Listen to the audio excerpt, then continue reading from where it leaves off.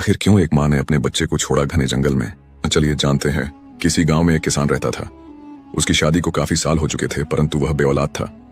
फिर उस किसान ने बच्चे के लिए दूसरी शादी की। कुछ महीनों के बाद उसकी दूसरी पत्नी से एक बेटी पैदा हुई। अब वह पति पत्नी अपनी बेटी के साथ बड़े खुश थे। किसान ने अपनी बेटी का नाम परी रख दिया। अब वह किसान अपनी दूसरी पत्नी से बहुत ज्यादा प्यार करता था, लेकिन किसान की जो पहली वाली पत्नी थी उसे ये चीजें बर्दाश्त नहीं हो रही थीं। जब बच्ची कुछ महीनों की हुई तो अपनी तोतली जुबान से किसान को पापा पापा कहकर पुकारने लगी। किसान की पहली पत्नी परी की दुश्मन बन चुकी थी।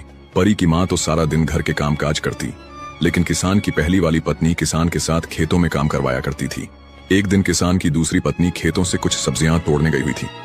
किसान की पहली पत्नी ने इसी बात का फायदा उठाया और परी को अपनी गोद में उठाकर जंगल में ले आई। फिर उसे जंगल में छोड़कर चली गई ताकि उसे जंगली जानवर खा जाए। अब वह मासूम बच्ची झाड़ियों में इधर उधर फिरने लगी। रात होने लगी और बच्ची रोते रोते माँ की याद में वहीं सो गई। सुबह जब हुई तो बच्ची भूख से बिलखती हुई आगे एक पेड़ के नीचे जा बैठी।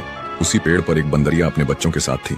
उस पेड़ की दूसरी तरफ एक छोटी सी कुटिया बनी हुई थी जिसमें एक साधु रहते थे, और वह बंदरिया भी उसी साधु बाबा के पास रहती थी। जब उस बंदरिया ने छोटी सी मासूम बच्ची के रोने की आवाज सुनी तो उस बंदरिया ने जल्दी से बच्ची को गोद में उठाकर अपना दूध पिलाया और फिर उसे उठाकर साधु की कुटिया में ले आई।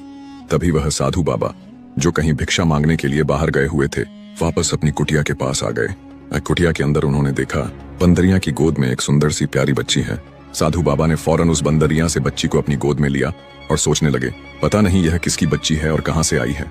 फिर साधु बाबा प्यार से उस बच्ची का ख्याल रखने लगे। उन्होंने उसका नाम उजाला रख दिया। अब वो बच्ची कुटिया से बाहर निकलकर हर रोज उस बंदरिया के बच्चों के साथ खेलती और वो बंदरिया सुबह शाम उस इंसानी बच्चे की बड़े प्यार से देखभाल करती थी। समय बीतता गया। देखते ही देखते वह बच्ची 6 साल की हो गई तो वो साधु बाबा को बाबा बाबा कहकर पुकारने लगी और उस बंदरिया को ही अपनी माँ समझने लगी। बाबा जब भगवान भोलेनाथ की पूजा पाठ करते तो वो बच्ची भी उनके पास बैठकर भगवान भोलेनाथ की पूजा पाठ करने लगती।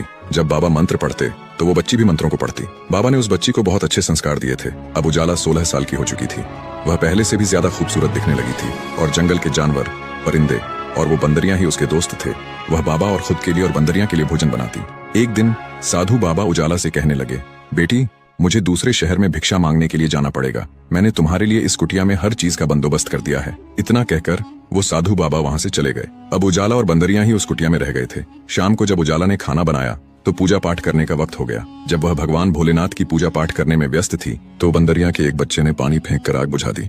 जब उजाला ने यह सब देखा तो परेशान हो गई और सोचने लगी, मुझे आग जलाने में बड़ी मुश्किल होती है, अब खाना कैसे बन